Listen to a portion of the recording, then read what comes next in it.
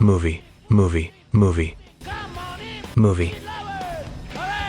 Action epics, war epics, romance epics, fantasy epics, historical epics, Roman epics, sci-fi epics, epics. So how come we don't have any epic horror films? This has been bothering me for a while. Is it too early for me to backpedal? Okay, there are some horror films that come close to epic, or you can say they're epic horrors, but I feel they kind of fall short of the mark, and there are key problems with them. I'm going to explain why. So first off, what defines epic in the context of the film? Well, the first characteristic is typically a huge scope of the story, whether that's sort of the time scale, the geographic scale, the sort of scale of events. We're talking scale, okay? Especially if there's a huge geographic scale or scale of events, then you're usually going to have a large ensemble cast, and as a consequence of all of this, you're almost certainly going to have a really long running time.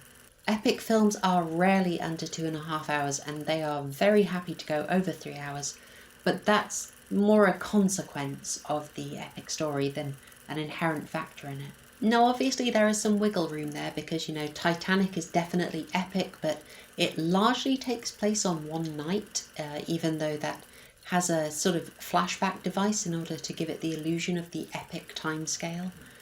But nevertheless, it has a large cast, it has the large scope of the story, it's this huge journey, and it's got that long running time.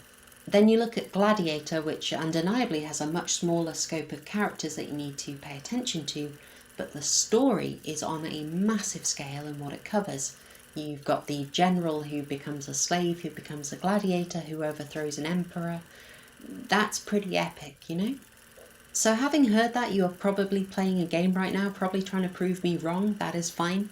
Trying to think, what horrors do I know that are epic? What horrors meet those criteria? And I'll give you a hand. There are a couple that come close. So there is Francis Ford Coppola's Dracula, I say is kind of close. There is Hellraiser 2. I'd say both versions of it aren't far off the mark. There is Silent Hill. And there is Fatal Frame 2, when we get the Mike Flanagan directed adaptation that I desperately want. Maybe this too, I don't know, I need to rewatch it. You could possibly add Doctor Sleep to the mix, but I feel that as it really relies on the existence of The Shining, something about that kind of rules it out for me. I'm kind of arbitrary there. Now, those attempts at epic horror, whilst enjoyable, and I did enjoy them, they kind of struggle. They have a problem, and that is that epic horror kind of has a huge problem. Horror struggles to be epic, and I guess you could say it's largely down to this guy. Now, if you know any Starling quote, it is probably this one. Oh, sorry, wrong one. I meant this. So to understand why epic horrors almost never happen and why they almost never work, you've got to understand that we are not rational beings. That is the key thing. You cannot assume that we are rational beings. We're not, we're evolved, we're messy, and we are trying to run some rational software on some very irrational hardware. And that is really important to understand because stories do not speak to the rational part of our brain. They speak straight to the primitive part, the much more deeply hardwired part. So whilst you rationally know that millions dying is an atrocity on a huge scale, the death of a named individual that you can relate to, that you can see as an individual, that affects you so much more. So consider the idea of Dunbar's number. There's a number of people that we can form genuine emotional connections to, and it's about 150. We are not made to genuinely connect to thousands and thousands of people. We are capable of connecting to a very small number. Rationally, you would say that the gender of the victim doesn't matter, but deep in your brain, you care a lot more about a woman being threatened than a man. And similarly, you will care a lot more about people who are similar to you, who you can relate to better. The problem for epic horrors is that the scale of them goes far beyond what we can relate to, and therefore they affect us less. But the problem of horror epics goes far deeper than that. Like, you're probably thinking, well, hang on, how come fantasy epics work? How come military epics work? And that is because those stories are trying to activate very different emotions from you. They're trying to activate excitement and awe, And you do not need to relate intimately to all the characters in order to feel that. You can just admire the scale and be sort of drawn in and feel that sense of awe, that sense of being impressed. But horror films are working on a different set of emotions. They want you to feel afraid. And fear is a fragile emotion, and it's a personal one. When you're scared, you are literally imagining yourself as the character. You're being empathetic. You can feel the threats, even the irrational ones. Horror is about connection and about concern, and so if the character is shallow or unlikable, you connect less. If they respond in a way that you wouldn't, if they're acting weirdly or badly acted, the spell's broken and you connect less to that character, and therefore you're less afraid. If you're not sure who to connect to, because a number of people is way beyond your cinematic Dunbar's number, you're going to connect less to them and you're going to care less.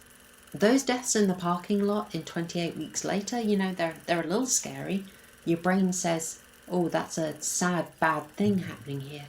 But Robert Carlyle on his own at the start, you can relate a heck of a lot more. And so your brain is saying, oh no, oh gosh, run faster, they've nearly got me. And sticking with the theme of empathy and connection, questionable special effects aren't the only reason that horror films tended to hold off from showing you what the scary bad thing actually looks like. Part of the reason they hold off is that while the character is being scared of weird noises coming from the dark, your brain is able to fill that dark with whatever it is that you personally find scariest. And you being able to imagine whatever it is that you find scariest helps the film be scarier. And you aren't doing any of this consciously. Reminder, this is all happening way back in the animal brain. This is lizard brain hours, okay? And therefore, in order to help you connect and feel empathy and therefore feel fear, horror films have to keep the focus of the story small, and that conflicts with epic storytelling. Now, there are ways around that. Your small group of characters can, cover a huge story and they can encounter many threats and beat them, but, then they seem less vulnerable as well, or the threats seem less threatening, and neither of those particularly help things to be scary, right? From the attempts at epic horror that I named earlier, Dracula probably is the most successful. The scope of the story is very big, it actually covers a large geographical distance, but the cast of characters is not particularly large, and a lot of those characters actually share the same motivation, which also helps keep track of things. If you get confused, that connection drops, And controversially, I might say that Silent Hill is a very close second, and for my personal biases, possibly even better.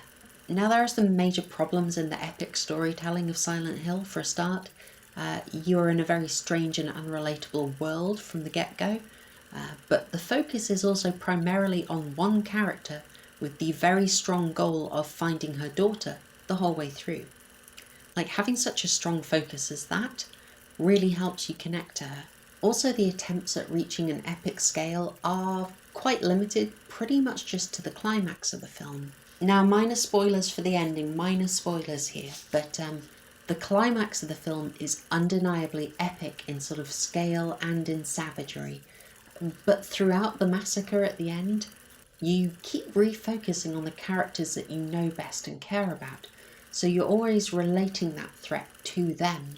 That helps keep it scary whilst not losing sight of the sort of epic horror going on. The director of Silent Hill, Christoph Gans, who also did a section of the Lovecraft horror compendium Necronomicon, he's very keen to ensure that even though there's this, really massive threat happening in terms of scale, that you do not lose focus on the characters that you're meant to care about. It is smart directing, in my opinion. I know a lot of people didn't like this movie, but I am really, really fond of it. Then there is the much trickier case of Hellraiser 2. Hellraiser 2 is flawed and messy in many senses of the word, although I'm really fond of it.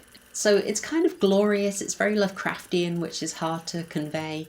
You've got a smaller and familiar cast of characters to follow, which helps you stay connected and helps you follow everything.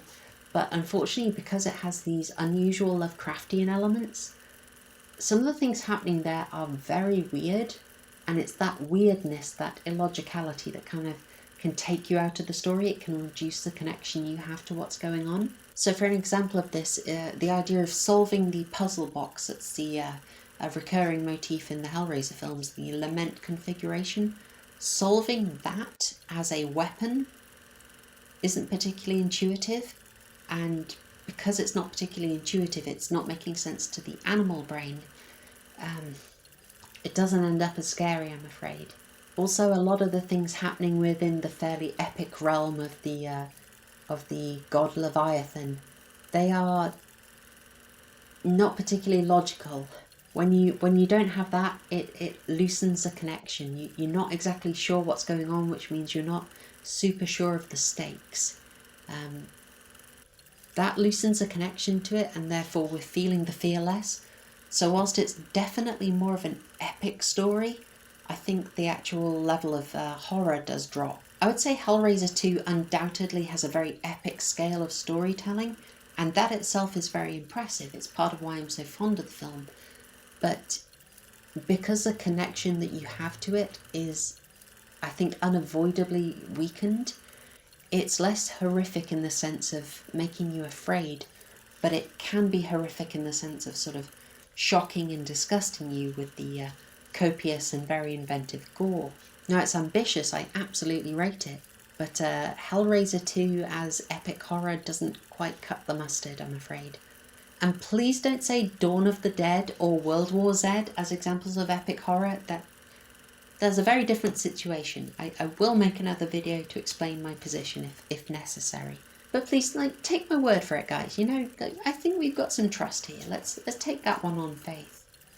I wouldn't make a kind of arbitrary decision like that. So to conclude, the very nature of the epic story and the horror story, they are very much at cross purposes most of the time. And that's why it's very difficult to meld them. That is why little Georgie being tricked at the start of it is so much scarier than the attempt at an epic showdown with the very same creature can ever be. Doesn't bode well for the remake of The Stand, does it?